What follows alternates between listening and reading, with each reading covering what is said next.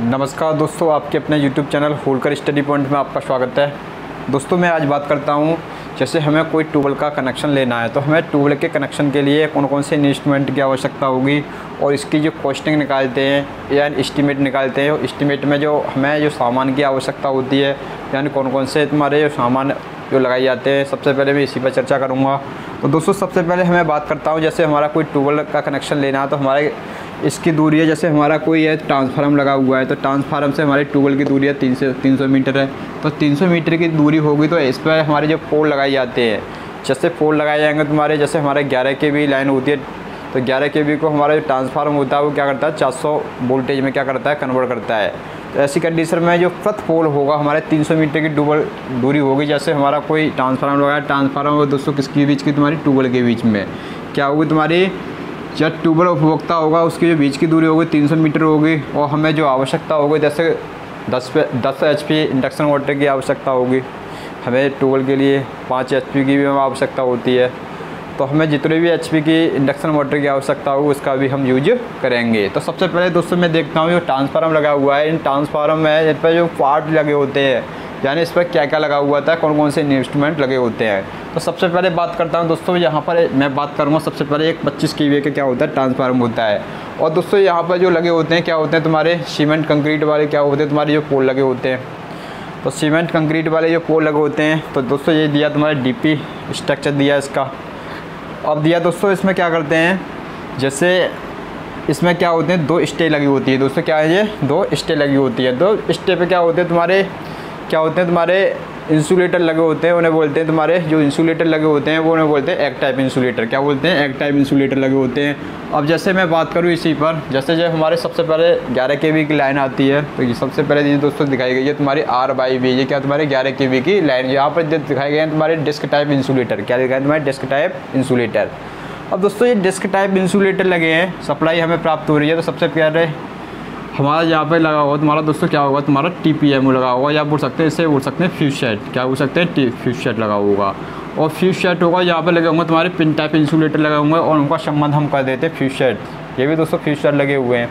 तो हम double fuse set लगाते हैं क्योंकि ये दोस्तों ये तुम्हारा ये चैनल लगा हुआ है, जैसे ये चैनल लगे हुए हैं तो इसमें चैनल है दोस्तों, इन पर क्या हुआ फ्यूज सेट लगे हुए थे। जैसे हमारी ये TPMO है तो सबसे पहले सप्लाई आती है हमारी, तो हम TPMO के माध्यम से क्या करते हैं सर्किट को क्या कर देते हैं ब्रेक कर देते हैं, जिससे हमारी 11 kV को जो 11 kV ट्रांसफार्मर है वो कर रहा है तुम्हारा 440 वोल्टेज में 400 वोल्टेज में कन्वर्ट कर रहा है। तो उसके लिए मैं इसमें क्या करता है उसे तुरंत क्या कर देता है यानी ब्रेक कर देता है, जिससे हमारी सप्लाई क्या होती है कट जाती है 11 kV की। तो यहाँ पर हमें इसके लिए ये वाला फ्यूज की आवश्यकता होती है, इससे फ्यूज क्या हो जाता है तुम्हारा डिस्कनेक्ट हो जाता है तुम्हारा TPMO के द्वारा। और डिस्कनेक्ट होने पर ही तो इस पर सप्लाई नहीं आएगी ट्रांसफार्मर में।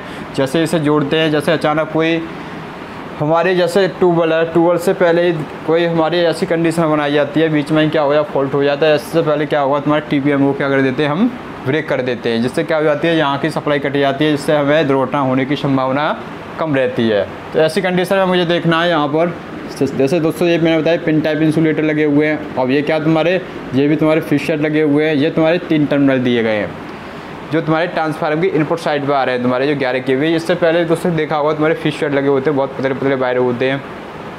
और इसके आउटपुट साइड पर भी दोस्तों कितने होते हैं तुम्हारे 4 टर्मिनल लगे निकले होते हैं। एक R/V होता है, एक क्या होता है दोस्तों न्यूट्रल होता है।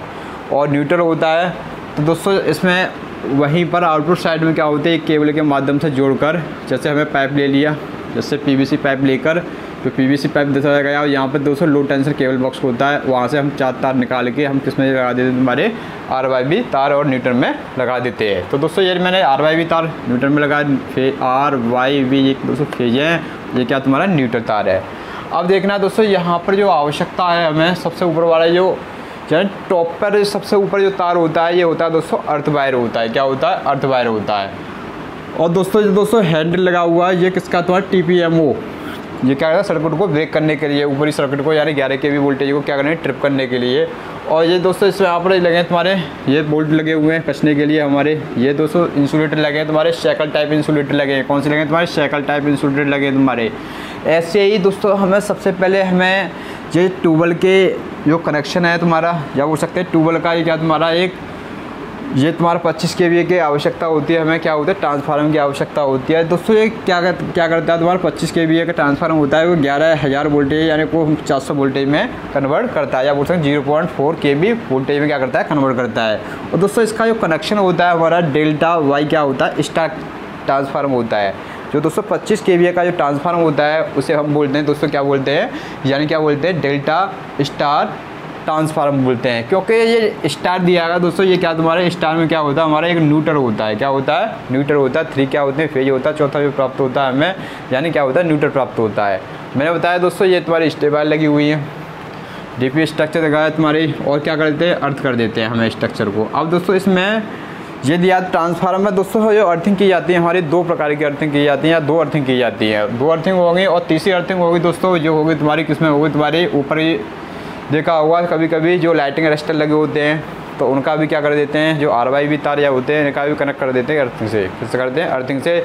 जैसे कभी क्या होती है जो तर्क चालक होता है, कभी कभी जो बादलों की गर्जन के कारण क्या होती है बिजली क्या होती है जो तर्क चालक होती है बहुत तेज़ी के साथ तड़पती है, उस कंडीशन में क्या होती है वो जो हाई आकाशीय बिजली होती है दोस्तों बहुत उसकी जो करंट की वैल्यू होती है बहुत अधिक होती है। ऐसी कंडीशन में क्या होती है वह हम लगा देते हैं सबसे ऊपर वाले यहाँ पर अर्थ वायर लगा देते हैं, और अर्थ वायर को कनेक्ट कर देते हैं किसमें ज़मीन से हम क्या कर देते हैं कनेक्ट कर देते हैं।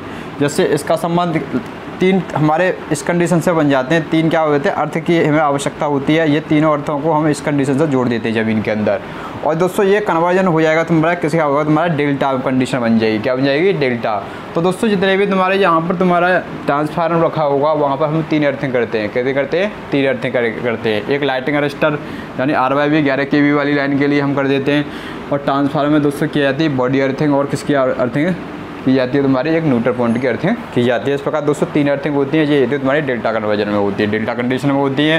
ये आई बोल्ट लगे हैं दोस्तों, मैंने बताया सेकंड टाइप इंसुलेटर लगे हैं दोस्तों, ये ड्रिल टाइप इंसुलेटर यहाँ पर गार्डिंग लगा देते हैं जिससे हमें कोई दुर्घटना न हो। ऐसी कंडीशन में नीचे से क्या लगाते हैं गार्डिंग लगा देते हैं। अब देखना दोस्तों इसी में ये भी तो दोस्तों तुम्हारे सेकंड टाइप इंसुलेटर लगे हैं, तुम्हारे RYB तार के द्वारा ये पोल लगा हुआ है तुम्हारा, ये तुम्हारे ज़मीन से कनेक्ट हुआ है, और ये तुम्हारे रील टाइप इंसुलेटर बताए थे ये दोस्तों लगा देते हैं। अब अंतिम पोल होता है।